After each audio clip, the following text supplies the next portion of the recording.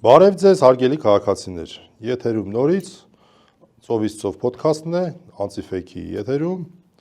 Ձեզ հետ են Երևանից Ռուբեն Մելիքյանը, Հյուսիսային Կալիֆոռնիայից Աղասի Ենոքյանը։ Ողջույն աղաս։ Ողջույն։ Ես հիմա մի քիչ ավելի հյուսիս եմ, այստեղ սարսափելի ձյուն է, չգիտեմ ձեր մոտ ոնց որ թե արդեն անցավ ձյունը։ Ինչևէ, արի այսօրվա մեր խոսակցությունը սկսենք այս վերջին ընթացքում միջազգային քաղաքականության երևի ամենաթեժ թեմայից, հա, դա փաստորեն Ուկրաինա Ռուսաստան բանակցություններն են, որ միջնորդավորվում է այսօր Ամերիկայի նախագահ Թրամփի կողմից։ Սկսենք, անպայման սկսենք, բայց նաև հիշենք, որ անցած շաբաթ խայտառակ զարգացումներ տեղի ունեցան, մասնավորապես ես չեմ կարծում եմ սխալվի, եթե դրա դնեմ Պրագա 2, Պրագա 2-ի պես մի բան է նախապատրաստվում, արդեն բացեբաց համաձայնեցվածության մասին են խոսում եւ կարծում եմ այդ երկու գործընթացների մասին էլ կարող ենք մենք խոսել։ Լավ, սկսենք գլոբալ գործընթացից, Միացյալ Նահանգներ, Ռուսաստան, Ուկրաինա։ Ավելին, ես կարծում եմ այս երկու գործընթացները իրար հետ բավականաչափ կապված են, թեկուզ հենց ֆորմալ առումով տես ինչ եղավ, հա, ուրեմն փաստորեն Ուկրաինան եւ Ամերիկան համաձայնվեցին, որ պետք է սահմանել ուրեմն 30 օրյա զինադադար, հետո այդ խոսակցությունը տարան Պուտինի մոտ եւ Պուտինը բավականին դիվանագիտորեն մերժեց, այսինքն ասեց, ես իհարկե համաձայն եմ, բայց, հա, գիտես, դիվանագիտության մեջ սա ամենաընդունված ձևն է մերժելու, այնուամենայնիվ նա ինչ-որ առաջարկներ է ներկայացրել եւ այդ առաջարկները, որոնք որ դեռևս բացած չեն, փաստորեն Թրամփի ներկայացուցիչը բերել է Թրամփի մոտ շաբաթվա վերջին այդ ամեն ինչը կքննարկվի եւ պատասխան կտրվի Ամերիկայի եւ բնականաբար նաեւ ուրեմն Ուկրաինայի կողմից, հա, թե մի փոքր նկատառում բացված կար ոնց որ թե մի քանի նկատառումներ հրապարակավ ներկայացվել են, մասնավորապես ես հիշում եմ մի նկատառումը հետեւյալն էր։ Լավ, մենք ունեցանք 30-օրյա զինադադար, շատ ակտիվ ռազմական գործողությունների փուլում ենք։ Ով է վերահսկելու, օրինակ, եթե ինչ-որ մեկը խախտի զինադադարը։ Ով է վերահսկելու։ Հա, բազմաթիվ են այդ նկատառումները, ով է վերահսկելու, այդ ընթացքում ինչ է լինելու, այդ ընթացքում զինվելու են թե չէ, այդ ընթացքում զորավարժություններ լինելու են թե չէ, բազմաթիվ են այդ մատակարարում լինելու է թե չէ, մոբը, այսինքն մոբիլիզացիան շարունակվելու է թե չէ, հատուկ ուշադրություն էր դարձվում Կուրսկի մարզում գտնվող այսպես սինյալներին, ուկրաինական բանակի ներկայացուցիչներին, նրանք ինչ պետք է սուսուփուս դուրս գան, թե պետք է հանձնվեն, մոտարապես սրանք էին նկատառում։ Հա, դու արտահոսքեր են դրանք, կարծես թե պաշտոնական չէ։ Պուտինի հրապարակային խոսքն էր։ Հրապարակային խոսքն էր, արտահոսք։ Դա Պուտինի ցանկություններն են, բայց թե ինչ է նա կոնկրետ փոխանցել ուրեմն Թրամփին։ Հա, փոխանցելը չգիտենք, բայց հրապարակային խոսքում այս նկատառումները հայտնել են։ Այո, նա նկատառումները հայտնել էր, իհարկե։ Հիմա գիտես, այս ինչի եմ ուզում ես երկու process-ները իրար հետ զուգահեռնայինք, հա, թե ինչ է կատարվում Հայաստանում, որովհետև այս Ուկրաինայում ընթացող բանակցությունները կարծես թե էլի ինչ-որ խաղաղության մասին են, Հայաստանն էլ չէ, ինչ-որ խաղաղության համաձայնագիր է համաձայնեցրել Անունը տենց է։ Հա, բայց այս երկու խաղաղությունները իրարից էապես տարբերվում են, այսինքն ենթադրենք Ուկրաինայի խոսացածը հիմնականում այն մասին է, թե այս խաղաղություն եղավ շատ լավ, բայց որոնք են այն երաշխիքները, որ այդ խաղաղությունը կպահպանվի։ Իսկ Հայաստանը ինչ-որ թուղթ է ստորագրել, որտեղ գրած է, որ խաղաղություն է լինելու եւ որևէ երաշխիք չի ստորագրել, ամեն դեպքում ասել են, որ ստորագրելու ասեցի։ Այո, համաձայնեցված է, բայց որոնք են այն երաշխիքները, որ ուրեմն թե այդ խաղաղությունը կպահպանվի, այդ մասին կարծես թե ոչ մի խոսք չկա։ Ու առավել եւս առանց միջնորդների է։ Այսինքն որևէ մեկը բարոյական պարտավորություն չունի, դա երաշխավորելու։ Եվ ասենք այն թեթև երաշխիքը, որ հիմա կար, հա, ասենք զինադադարի հետ կապված, ես նկատի ունեմ դիտորդներին, որոնք որ գտնվում են շփման գծում, նույնիսկ այդ երաշխիքը ուրեմն Ադրբեջանը պահանջել է, որ Հայաստանը հանի, եւ Հայաստանն էլ համաձայնվել է դրան։ Բայց բոլոր պահանջներին է համաձայնվել։ Հենց այն Այո, բոլոր պահանջները։ Հաս տրվեց։ Կարակ ասեք ինչ որ մի բան, որտեղ իրանք են զիջել։ Դու լսեցիր պատասխան։ Պատասխան չկար։ Պատասխան Չկա, չկար, բայց գոյություն չունի։ Չկա այդպեսի բան, բայց էլի խոսում են, թե սա ուրեմն փոխհամաձայնեցված, ոչ միայն փոխհամաձայնեցված, այլև սա փոխզիջումային տարբերակ է։ Չի երևում, թե Ադրբեջանը ինչ է զիջել։ Ավելին ասեմ, դրանից հետո ուրեմն Ալիևը ասաց, որ այս համաձայնագիրը կստորագրվի, եթե ուրեմն նախապայմաններ է դնում, ասենք Հայաստանը գնա սահմանադրության փոփոխության եւ այլն։ Մենակ չէ, ամեն օր նոր նախապայմաններ էր ավելացնում։ Երեք էլ նոր նախապայմանների մասին խոսեց։ Նախագահների եւ Արցախյան առաջի պատերազմի մասնակիցների Ադրբեջանին փոխանցելու մասին։ Ամեն օր նոր պայմաններ, այսինքն ինչքան էլ այս մեր Ադրբեջանի հրահանգները կատարողները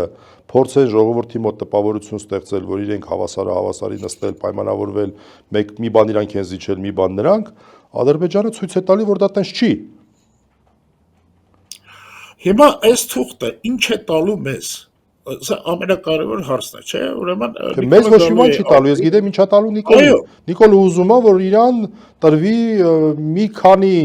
մի որոշ ժամանակ էլ իշխանությունը շարունակելու հնարավորություն։ Ուրիշ բան Իրան չի տալիս, իմ պատկերացմամբ,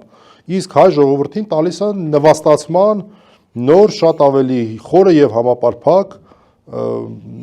դրսևորում, չգիտեմ ուրիշ էլ ոնց ասեմ։ Այն որ սենց հիմա նստած կարող է հանգիստ խոսում ենք, բայց վստահ եմ երկուսս էլ մեջներս պայթում ենք, էլի։ Դե տես այս թուղթը եւ սրա շուրջ ընթացող ողջ գործընթացը խաղաղություն կոչելը մի կողմ, խաղաղություն սա չի կարելի կոչել, շատ ճիշտ նշեցիր, անընդհատ, ուրեմն սա հնարավորություն է տալիս Ալիևին, գործիքներ է տալիս անընդհատ նվաստացնելու Նիկոլին։ Եվ ինքն էլ շատ լավ գիտի, որ այդ թուղթը ոչ մի նշանակություն չունի, այսինքն ցանկացած պահի նա կարող է ճղի այդ թուղթը եւ նորից հարձակվի Հայաստանի վրա։ Այդ բայց իշխանության մասին են խոսում։ Ասում են մենք սրանով ինքնիշխանությունը մեծացնում ենք։ Ախր ավելի սրիկայական բան դժվար է մտածել, որովհետև ինքնիշխանություն ինչ է նշանակում։ Օրինակ դու ես որոշում քո սահմանին եվրոպացի դիտորդ ես բերում, իրանական զորք ես բերում, մոզամբիկյան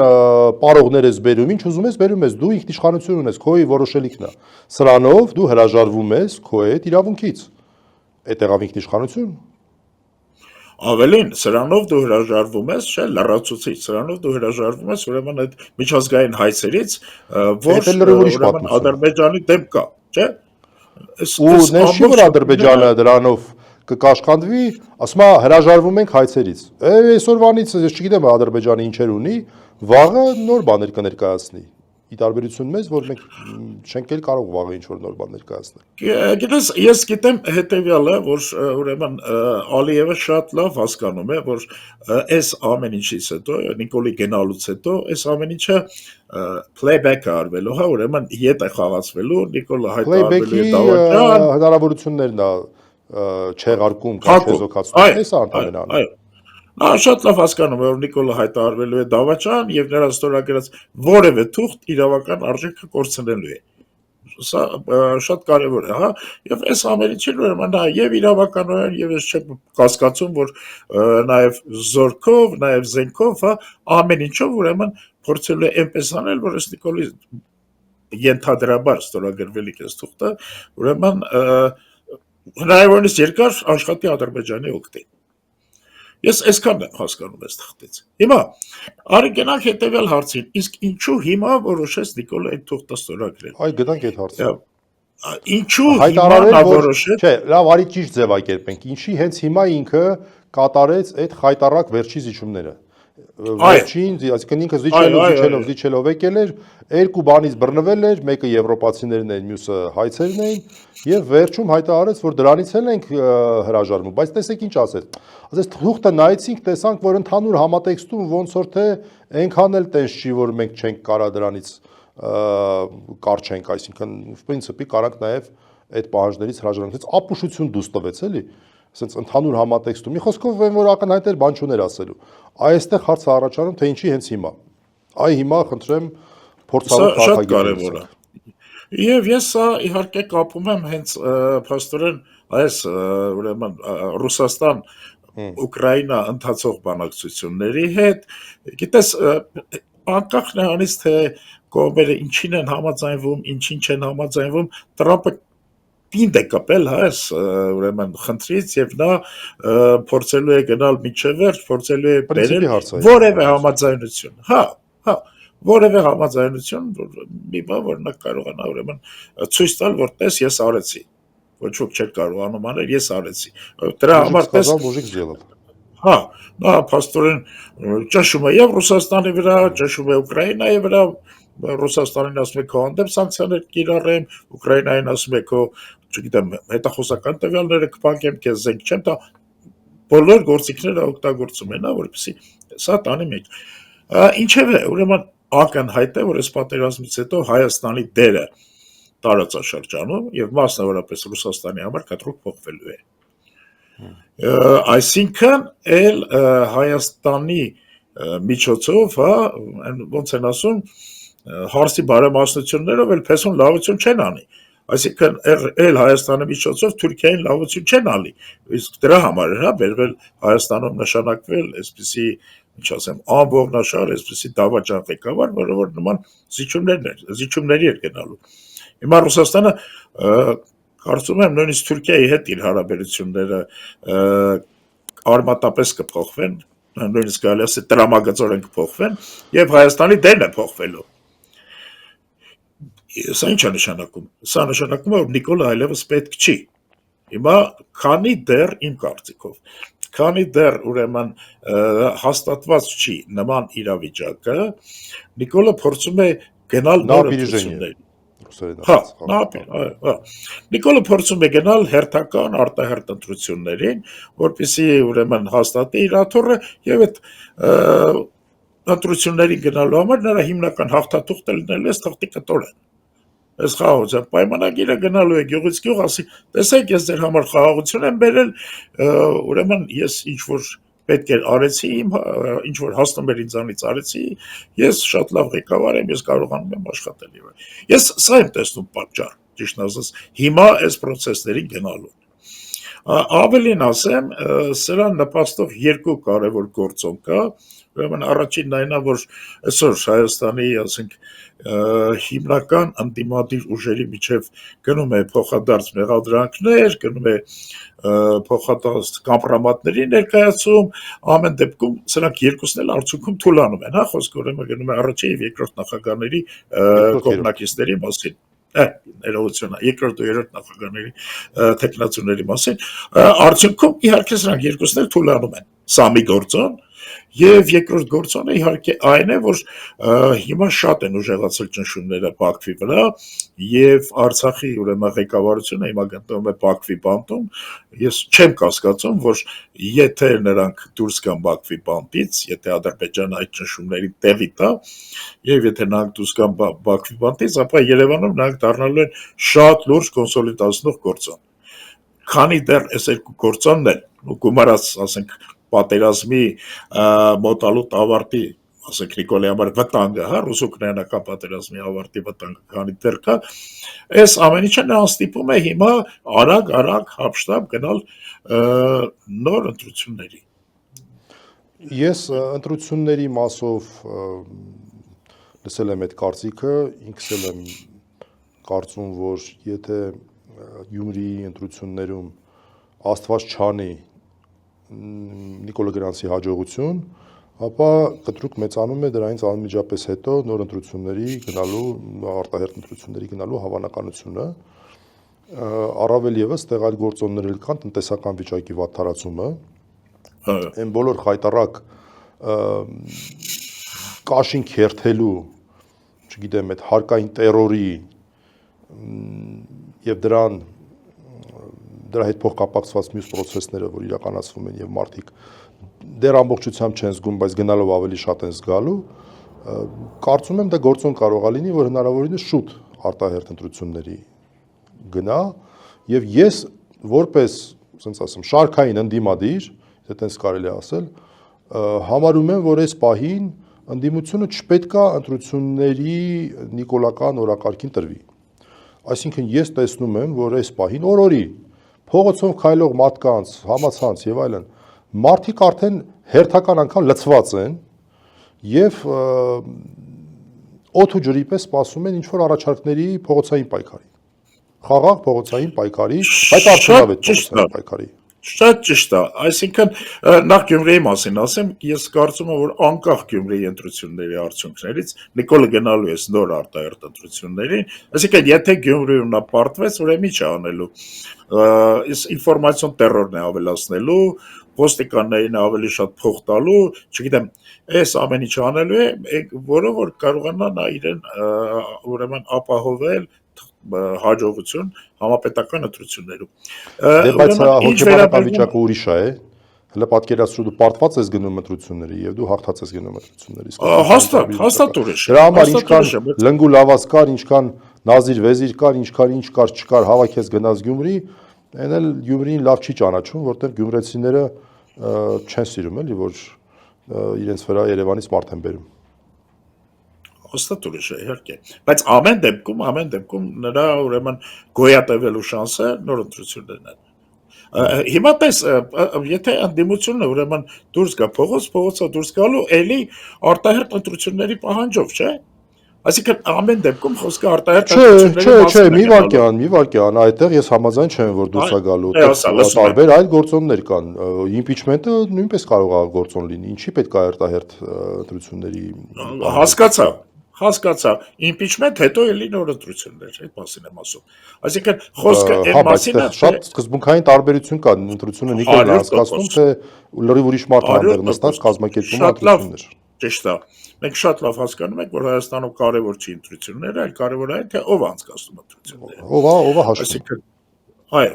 այսինքն այդ ընտրությունների ժամանակ ով է,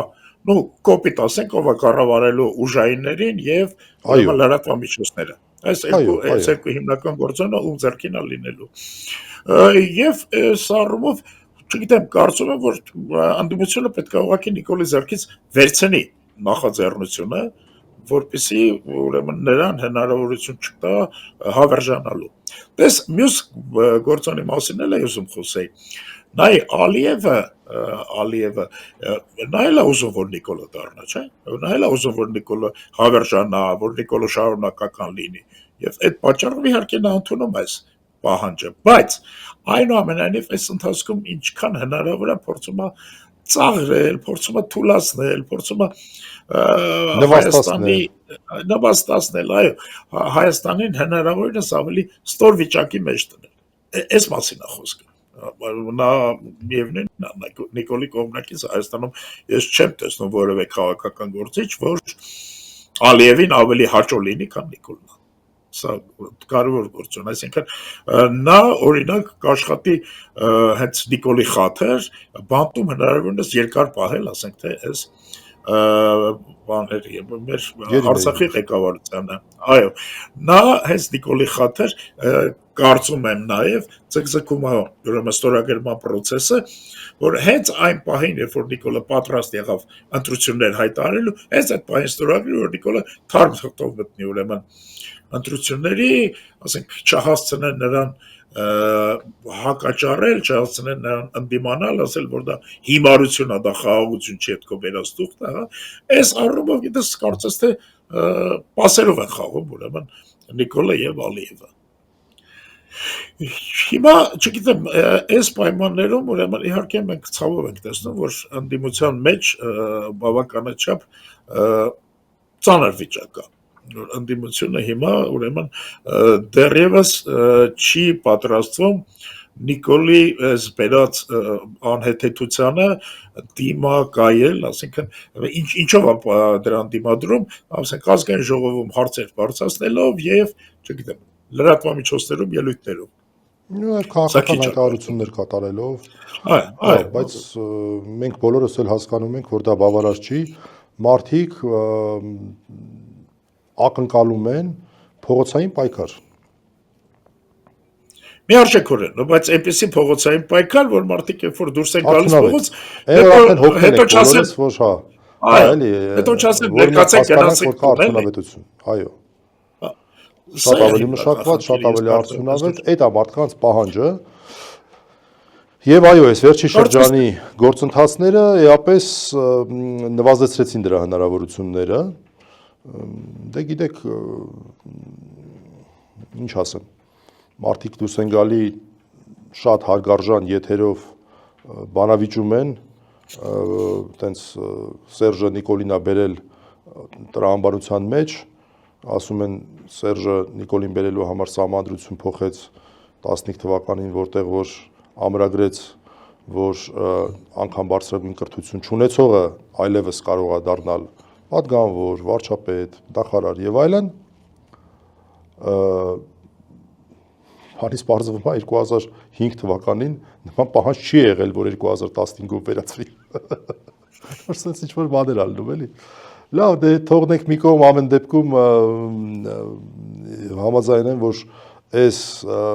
process-ը վերջին օրերի, որը ինչպես մենք միասին նշել ենք, շատ անցանկալի էր, շատ ցավալի էր, էապես թուլացրեց ընդդիմությանը, բայց մյուս կողմից էլ մենք ունենք գործիչներ, որոնք որ դուրս են երկու այս ընդդիմադիր գլխավոր ուժերի տրամաբանություն չասենք, տիրույթից եւ գուցե դրանք ավելի մեծ կոնսոլիդացիոն գործընթացներ կարողանան իրականացնել։ Դե իհարկե հույսներս դրա վրա է, կարծում եմ, որ իսկապես սթափվելու պահ է բոլորի համար, որովհետև ասում է խաղաղության պայմանագիր, սա խաղաղության պայմանագիր չի։ Սա անվերապահ կապիտուլյացիայի, ստորացման, ինքնաոչնչացման, էվթանազիայի, չգիտեմ ինչ ասես, կարելի է ասել, բայց ոչ խաղաղություն։ Եվ ամենակարևորը, որ սա խաղաղություն չի տալիս, որ սրանից անգամ ստորագրելու դեպքում ցանկացած պահի Ալիևը կարող է հարձակվի Հայաստանի վրա եւ մենք որևէ եւ ավելի ամուր դիրքերից։ Այսինքն մինչև Նիկոլի կողմից Ստեփանակերտի հրապարակում Արցախը Հայաստան է եւ վերջ ղժղժալը, Ալիևի դիրքերը շատ ավելի թույլ են հարձակվելու։ Դրանից հետո ուժեղացան։ Հիմա ինչ որ առումով հայմատություն կարելի անցկացնել։ Իդեպ մի բան էլ ասեմ, դու ուշադրություն դարձրեցիր, որ արդեն էլ պայմանագիր չեն ասում, համաձայնագիր են ասում։ Լսեցիր, որ ազգային ժողովում են Միրզոյան Արագածեր ինչ էր, մի խոսքով որ խոսում էր, նա բան էր, այդպես արդեն չէր ասում պայմանագիրս մեր խաղաղության համաձայնագիր։ Եվ քաղաքական ուժերն էլ ընդդիմադիր պահանջ են ներկայացրել ամբողջ տեքստը բացել, եւ այդ պահանջը չի կատարվել, վստահ եմ չի էլ կատարել, որտեղ այս բաներ են հաստատ այնտեղ գրված, որ դաժե քո մազերը եւ իմ մազերի մասին չեմ ասում, բիզբիզ Հիմա տեսես մի երկու հարցամ էլի քեզ ասենք զուտ իրավական տեսանկյունից։ Հիմա այդ պատգամավորները չեն տեսնելու այդ պայմանագիրը կամ չի անցնելու դա ազգային ժողովով։ Այս խնդիրն է։ Դե ինչ էին անունը դրել համաձայնագիր, մի քիչ էս չեմ հասցրել դրա մասին շատ մտածել, այլ ոչ թե պայմանագիր։ Ամեն դեպքում գիտես միջազգային իրավունքը դա կարևոր գործիք է միջազգային հարաբերություններում, բայց դա թույլ գործիք է։ Միջազգային իրավունքը կարգավորում է գնալով թուլացող։ Փոքր դետալներ, չէ, այն դեպքում, երբ որ ասենք հիմնական խնդիրները լուծված են, հիմնական ստատուս քվոն ապահովված է։ Ընդհանրենք նույն Ուկրաինա, Ռուսաստանի դեպքում կարևոր է այնտեղ ինչ որ թղթերը, որովհետև այդ ամեն ինչի հետևում երաշխիքներ կան։ Երաշխիքը ո՞րն ասենք, թե զենքը, զորքը, փողերը։ Հայաստանի դեպքում ոչ մի նման գործիք չկա, այս պայմանագիրը, համաձայնագիրը ինչա դրա հետևում։ Եվ այս առումով ուրեմն չափազանց մեծ նշանակություն տալ այս թղթին, ու կարծում եմ սա միայն Նիկոլին է ձեռնտու եւ սա նշանակություն չունի պարզապես, այս մասին է խոսքը։ Այսինքն, գիտես, չեմ պատկերացնում, թե սա ինչ գործիքներ կարող է տա Հայաստանի։ Մանավանդ որ չգիտենք մեջը ինչ է գրած, ոչ ոք չգիտի։ Հենց դա ամբողջ հարցը։ Այդ երկու կետի մասին է խոսում, բա մնացածը ես վախենում եմ պատկերացնել այնտեղ ինչ էր գրած։ Այն որ շատ վաղուց արդեն համաձայնեցված էր, չէ՞, եւ որի մասին։ Հա, այն մնացածը վաղուց էր համաձայնեցված։ Չգիտեմ, ես կարծում եմ, որ հիմա սա դառնալու է Հայաստանի քաղաքականության հիմնական օրակարգը եւ կրկնեմ, այս օրակարգին հետևելուց մենք պետք է անպայման նայենք զուգահեռ process-ը, որ ընթանում է մեր հյուսիսում, որ ընթանում է ուրեմն Եվ հիմա դու կարծում ես Ռուսաստանի եւ Ուկրաինայի միջեւ։ ռուս-ուկրաինականը այդ որևէ կերպ կանգնելու շանս մոտակա շրջանում կա։ Ես չգիտեմ, Թրամփը զիլ է կապել դրան, էլի մեջ են վերել, էլի չգիտեմ, ասենք թե մի քանի նմանատիպ ուրեմն կեղծ աղբաղ թղթեր, ինչպես օրինակ այդ բանի Redkazimel-ն ոնց է, հազվագյուտ մետաղների, Հա, նա նախորդ բանին բացատրում էր Եվգենիին։ Էլի նույն ձևի չէ, էլի փաստորեն զուտ սիմվոլիկ նշանակություն ունեցող թուղթ է, բայց ասենք Տրամփի համար շատ կարևոր է։ Զելենսկին հասկացավ, որ դա Տրամփի համար կարևոր է եւ այս թուղթը ստորագրելու համար ուրեմն լիքը քայլեր արեց, որ ինքն էլ ինչ-որ բան ստանա։ Okay, ուրեմն այդ քայլին գնաց արդեն ինքը հայտարարել է, որ պատրաստ է դա ստորագրելու։ Ուրեմն Պուտինը ասել է, որ շատ շուտով խոսելու է Տրամփի հետ։ Չգիտեմ, ինչ որ քայլեր կան, որոնք որ ցույց են տալիս, որ այստեղ process է գնում։ Process է գնում եւ շատ արագ process է գնում։ Իմ մոտ այն տպավորությունն է, շատ դիլետանտական բան ասեմ, որ առնվազն սպասում են Կուրսկը ամբողջությամբ Ռուսաստանի վերահսկողության վերադառնալուն։ Այնտեղ մի քանի մանրուքներ գյուղեր մնացել, այդ փայլուն օպերացիայից հետո այդ գազատարի հետ կապված շատ հետաքրքիր հնարամիտ բան էին արել։ Դրանից հետո գլխավոր կենտրոնը այդ Սուջա ռայցենտրը ոնց որ թե գրավեցին, ազատագրեցին կամ չգիտեմ ոնց ուզում եք կարող եք անունը տալ, հետո մի քանի գյուղ ընդամենը մնաց սահմանին եւ ինձ թվում է Ռուսաստանը չի կարող պարզապես համաձայնվել զինադադարի, քանի դեռ Կուրսկից թեկուզ 1 սանտիմետր քառակուսի ուկրաինական վերահսկողության ներքո է։ Դե գիտես, այնտեղ Եվ կներես ոչ մի չի կարող համաձայնվել նրան, որ իբր թե այդ մի սանտիմետր քառակուսին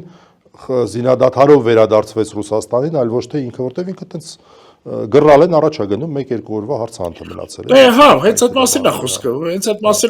որ այնտեղ ոչ մի պլաստարկ չունի Ուկրաինան, հա, որևէ կերպ այդ զորքերը։ Հիմա ինքը ընդամենը տեղից պաշտպանվում է իր այդ ներքևի ինչա, Սումսկայի օբլաստը ինչա, եւ ոնց որ թե իրանք արդեն կամաց-կամաց հաշտվում են նրա հետ, որ հա, այդ սուման ոնց որ թե շատ հնարավոր է Ռուսաստանը գահասնի տեղ, հատկապես երբ որ Պուտինը ուղիղ հայտարարեց, որ այդտեղ անվտանգության գոտի պետք է ստեղծել Կուրսկը պաշտպանելու համար, դա էլ նշանակում է առաջ գալու ուղիղ հրաման։ Դե դու ինքդ էլ ասեցիր, որ սա փաստորեն մի քանի օրվա հարց է։ Եթե ուրեմն խնդիրը դրած է այդ Կուրսկի մարզը։ Այնպես որ կարծում եմ բավականին իրատեսական է այնտեղ խաղաղություն հաստատելը։ Ինչ խաղաղություն է լինելու, ինչ օգուտ է քաղելու դրանից Զելենսկին կամ Պուտինը եւ այլ, սա երկրորդական հարց է։ Ամենայն դեպս Տրամփի համար սա երկրորդական հարց է, ով որ այս ամեն ինչի ոնց որ թե հիմնական շահառուն է լինելու, հա, որովհետև նա ուզում է բոլորին ցույց տա, որ այ բոլորը ոչ ոք չկարողացավ այս հարցը լուծել, ես եկա ու լուծեցի։ Դե մարդը ավանդական մարդ է, խոսքատվել, ուզում է խոսքը պահի, էլի, դա էլ տենց պետք է հասկանալ, էլի։ Մարդը խոսքատվել, ասել այս հարցը լուծելու եմ, դա էլ կա, էլի։ Okay. Այստեղ ներսում էլ գիտես լուրջ խնդիրներ կան, այս ընթացքում շուկան անկնում, ուրեմն քանի որ Տրամփը մի բան ասում, հետո ուրիշ բան ասում, այստեղ նա պետք է ցույց տա, որ իր խոսքը պահում է, էլի։ Հա։ Կարևոր գործ է։ Տեսեք, չգիտեմ այստեղ ինչ զարգացումներ կլինեն, բայց ամեն դեպքում կրկնեմ Հայաստանի զարգացումները սրա հետ ուղիղ կապված են։ Եվ ես կարծում եմ, որ մեր, այսպես ասենք, արևմտամետ Նիկոլը, որ անընդհատ Ռուսաստան էր հայրայում, հիմա որոշել է, որ պետք է գնա մայիսի 9-ի շքերթին, Մոսկվա, չէ, Կարմիր հրապարակում, փաստորեն նա զգում է, որ գնաց արևմուտքում անտերական թափառած տեսավ ոչ ոք իր տիրություն չարեց, հիշում ես գնաց Վաշինգտոն, հետո գնաց Եվրոպա, որևէ մեկի հետ չկարողացավ պայմանավորվածանալ, հիմա գնալու է փաստորեն Պուտինի խնդրի, որ Պուտինը եւս մի անգամ ուրեմն իրեն օժանդակի իշխանության մնալու։ Возвращение блудного попугая, это мультфильм կար հիշում ես մեր ժամանակ։ Տեսեք այս զարգացումները ինչքան է, բայց կրկնեմ արդեն այն վիճակն է եկել, որ Եվրոպացիների մասով, որտեղ դիտորդները բոլորս էլ հասկանում ենք, թե մեր սիրուն աչքերի համար չէ, իրանք էլ իրանց այսպես դերակատարություն ունեն, քաղաքական կշիռ, ես չգիտեմ, այնտեղ ուրիշ ինչով են զբաղվում, ասկե եվրոպական ներկայություն էր Հայաստանում, այդ ինչ էր կոչվում, դիտորդական խումբ կոչվածը։ Հիմա Եվրոպան քո պատկերացմամբ օքեյ է դրա հետ, որ պետքա փասափուսեկը հավաքեն, թողին գնան ստեղից։ Բայց Ինչ անեն, եթե Հայաստանը ասում է պետք է գնաք, Ադրբեջանը ասում է պետք է գնաք, մնում են այդտեղ որ ինչ, բան չեն, զավթիչներ չեն, որ մնան ուրեմն այն տարածքում, որտեղ ոչ ոք չի ուզում։ Ես ասեմ, դա կարելի է նշան համարել, որ Եվրոպան այլևս դադարում է Հայաստանին որպես հետաքրքիր տեղ դիտել, լավ sense ասենք։ Դե գիտես,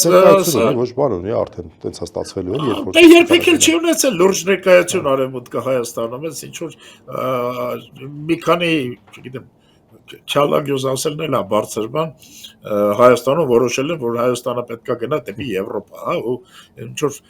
տոնտոնիկ են խաղում, որին որ Եվրոպան առանձնապես ոչ կողմը, ոչ էլ դեմը, ընդհանրապես դա համարում է, որ դա իրեն առանձնապես չի վերաբերվում։ Հիմա Եվրոպան զբաղված է շատ ավելի կարևոր խնդրով, այդ խնդիրը իր անվտանգությունն է, որ փաստորեն Ռուսաստանը բավականին ագրեսիվ գալիս է, Միացյալ Նահանգները փորձում է հրաժարվել Եվրոպայի անվտանգությունից, Եվրոպան զբաղված է իր անվտանգության խնդիրներով։ Այստեղ կարող է շատ մեծ ու շատ կարևոր դեր ունենա Թուրքիան։ Եվ բոլորը խոսում են այդ մասին, չէ՞, օրինակ, հա, Թուրքիան մտնելու է անվտանգության մեխանիզմի մեջ, բայց դա, գիտես, հաջորդ քայլն է, որի մասին դեռևս Եվրոպայում չեն մտածում, եւ այս առումով ասենք թե Հայաստանի զարգացումները նրանց առանձնապես տվյալ պահին չեն հետաքրքրում չեն զբաղվում։ Տես ինչ ա եղել էս համաձայնագրի հետ կապված չէ, ասենք Հայաստանի դեսպանները տարբեր երկրներում զանգել են այնտեղ արտգործ նախարարություններ, ասել են, տեսեք ինչ լավ թուղթ ենք ստորագրել, ու անմիջապես բոլոր երկրների արտգործ նախարարություններն էլ համաձայնեցրին։ ասել են,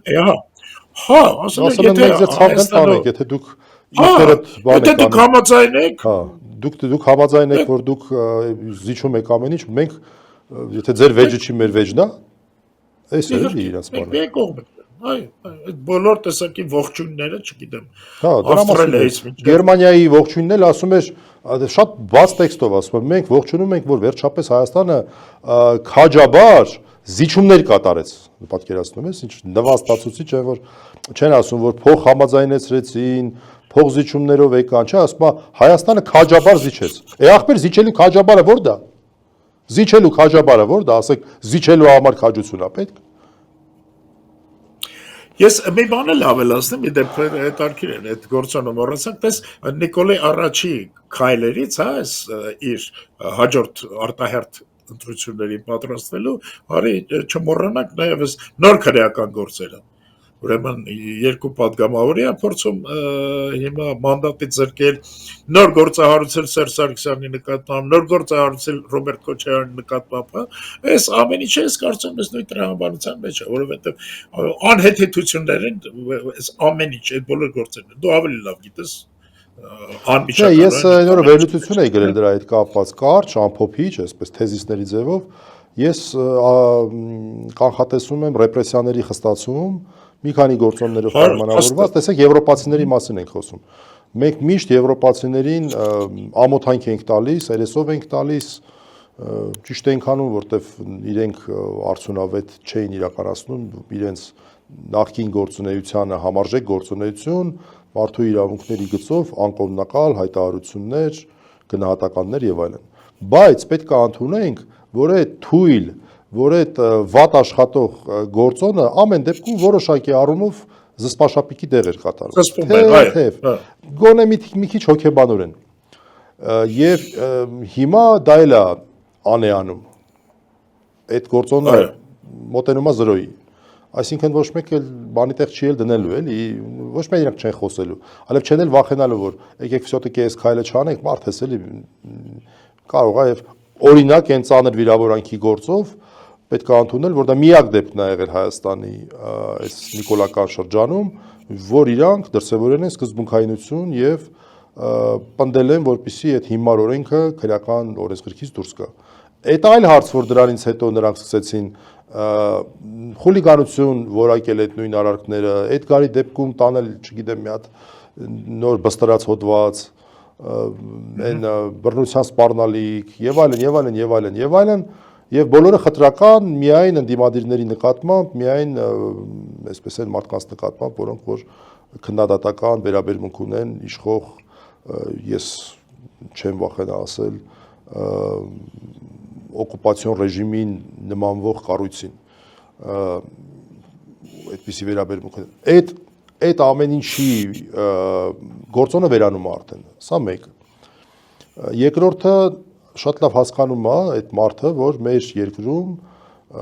վիճակագրությունն էլ էլի դրա մասին է խոսում մարդկանց տրամադրություններն էլ որ իրա այս ինչ է այդ անտերը ռեյտինգը երևի թե հասել է նվազագույն հնարավոր աստիճանի դրանից ներքև էլ չի լինում 11 քանիս էին վերջերս ասում դրանից պակաս չի լինում ուղղակի էլ իշխանությունը չի կարող դրանից պակաս ռեյտինգ ունենալ իր բոլոր լծակներով վարչական հասարակության մեջ միշտ մի 5-10% մարդիկ կան որոնք всегда за большинство то есть всегда за власть Նույնիսկ դա էլ չկա, ես կարծում եմ, եթե ասում ես 11%-ը, ապա դա փաստորեն իշխանության մեջ եղած եւ իշխանությունից սնվում մարդիկ են, այդ եմ ասում, այդ մարդիկ մի տենց իրաց բարեկամներով բանով տենց ինչ որ դրանից քչանալ,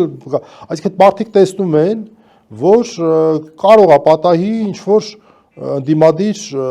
լուրջ շարժում սկսվի, ճիշտ է, այս պահին դժվար է տենց կանխատեսել, դա կլինի, չի լինի ինչ ձևաչափով կլինի, որտեվ արդեն մարդիկ պատրաստ չեն ցանկացած պայմաններում փողոց դուրս գալ, պետք է որոշակի ներքին վստահություն, համոզվածություն ունենան, որ արդյունավետության գործոն կա։ Այս բոլորը պայմանավորված ռեպրեսիաները ուղղակի չեն կարող չխստանալ։ Օրենքներն են փոխվում, վերաքննիչ բողոքարկումն է, այսպես կարելի ասել շատ ավելի բարդ դառնում, մի խոսքով լիքը ուրիշ բաներ։ Անընդհատ մարդու իրավունքների տեսանկյունից ի վնաս մարդու իրավունքների օրենքներ են ընդունվում, փոփոխություններ կադրային, որոնք որ շատ ավելի այսպես ստուգված, փորձված կադրեր են, որոնց վրա ավելի շատ հույս կարան դնեն։ Այսինքն իշխանությունները ձեռները ծալած նստած չեն եղել, այս ընթացքում արդյունավետ իրանց տեսանկյունից աշխատել են եւ կարծում եմ այդ բոլորը նախադրյալներ են, որ ռեպրեսիաները ոչ թե նվազելու են, այլ ավելանալու են։ Գիտես, կարծում եմ, որ այս ամեն ինչի հետևանքով եւ քաղաքական ուժերը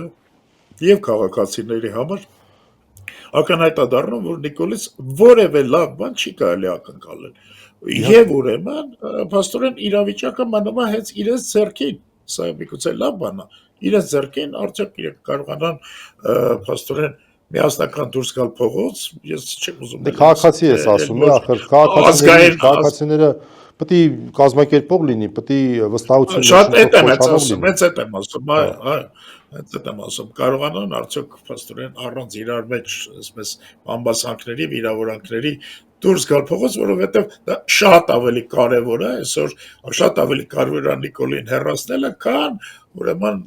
քափու քրտնիկ մտած վիճելը, թե ով բերես Նիկոլին։ Դե գիտես, միանշանակ դա տես, հա։ Չէ, ուղղակի շատ կարևոր էր նաև այս process-ը, որ մենք բոլորս հասկացանք, մարդիկ իրանց սրտի տակ եղածը ասեցին, մենք էլ գիտություն ընդունեցինք բոլորս, թե ասենք ինչ մոտեցումներ կան առհասարակ, ինչի վրա են դրանք հիմնված եղել։ Ես արդեն մի օրինակ բերեցի, էլի, թե ինչ փաստարկներով են մարդիկ համոզված եւ համոզում, որ դա է, այսինքն, չգիտեմ։ Մի խոսքով դա շատ վատ process էր, բայց ինչքան որ ասում եմ, չկա չարիք առանց բարիքի, այն տեսանկյունից, որ արդեն մարդիկ չեն բամբասում, այլ բացահայտ հրապարակավ իրենց փաստարկները բերել են, հասարակություններ թող իր հետևությունները անի կամ չանի, Բայց փաստ է, որ այսօր որոշակի շարժում իրականացնելու համար անհրաժեշտ է մարդիկ, որոնք որ վստահություն ներշնչող կլինեն, լավ այսպես ասենք։ Տեսնենք հայտ ներկայացնող կլինի թե չէ։ Ես այսօր կարծում եմ, որ հայտ ներկայացնող եթե եղավ, անգամ կարևոր էլ չի, թե նա ինչ քաղաքական ծրագիր է բերում, միակ կարևոր կետը այն է, որ երբ որ մարդիկ դուրս եկան փողոց, նրանց էլի ետ չի ուղարկելու տուն։ Սա է հիմնական։ Վստահությունը դրա մասին։ Մարդիկ պետք է վստահ լինեն, որ իրանք տուն չեն գնալու, մինչև խնդիրը չլուծեն։ Խաղաղ ճանապարհներով պետք է խնդիրը լուծել, այսինքն պետք է մոտավորապես ասվի թե որն է մեր, այսպես ճանապարհային քարտեզը։ Որն է ճանապարհային քարտեզը։ Խնդրել, որ Նիկոլը հրաժարական տա, երբեք հրաժարական տվող իհարկե չի։ Ես տեսնում եմ միակ իրատեսական տարբերակը իմպիչմենտը։ Հանրային, այսինքն այն բանից հետո, երբ որ ժողովուրդը ցույց տա, որ ինքը գործից հանում է այս մարդուն։ Որին կոպիտ ասած պրարաբա անտնել, որ տունը ռեմոնտ աներ, տունը ռեմոնտ անելու տեղը պայթացրել էր, ծախել էր հարևանին, հետո մի հատ էր քանդել, հետո մի հատ էր պայթացրել, հիմա մի հատ է ուզում ծախի, հիմա էլ ասում եմ ես անելու։ Հա։ Այդ պրարաբին պետքա գործից հանել, էսա։ Որ հետո տեսնել տակի ինչ արածել, ինչ խարացալես։ Մի դրական գործոնել ասենք, այս ամեն ինչի համար, կարծես թե եղանակները Երևանում բացում են, ինչ որ կարող է նպաստի տարբեր տիպի փողոցային պրոցեսներին, դες որ տեսնենք ինչ կլինի։ Մի բան էլ ես ավելացնեմ, ես կարծում եմ, որ այդ ուժերը պետքա նաև հասկանալի լինեն կարևոր ակտորների համար։ Օրինակ ես կարծում եմ, որ պետքա նաև խոսել բովանդակային օրակարգների մասին, որոնք ընկալելի կլինեն։ Օրինակ թե Ամերիկայում, թե Ռուսաստանում, թե Վրաստանում, իդեպ գործում է օտարերկրյա գործակալական ցանցի մասին օրենքներ, տարբեր խստության օրենքներ, ամենախիստը Ամերիկայում։ Դա արգելող։ Մեկ իմ կարծիքով, որպես երկրորդային գործոն, որպես իշխանության առաջին քայլերից մեկը ճիշտ կլինի դա ներկայացնել, որ մենք այս քայլերը անելու ենք, իմ անձնական կարծիքն եմ ասում։ Կամ չգիտեմ, մարդու իրավունքների այն մոդելը, որը որ երկար տարիներ մեր մոտ եղավ, որը ծայրե հեղացված էր հատկապես սեռական փոքրամասնությունների, փոքրամասնությունների մասին չի այդքան խոսքը, երեխաների սեռափոխություն, ես չգիտեմ, այս կողմ այն կողմ, sense այդ ծայրահեղությունները մարդու իրավունքներ չհամարելու մասին օրենսդրություն, էլի տարբեր երկրներում կան եւ մենք տեսնում ենք, որ նույն ամերիկյան նոր վարչակարգը նույնպես բավական adekvat է նայում այս ոլորտի իրավունքներին, ավելի կարևորելով օրինակ խոսքի ազատությունը, որը որ շատ լուրջ խնդիրների մեջ է։ Ասածս այն է, որ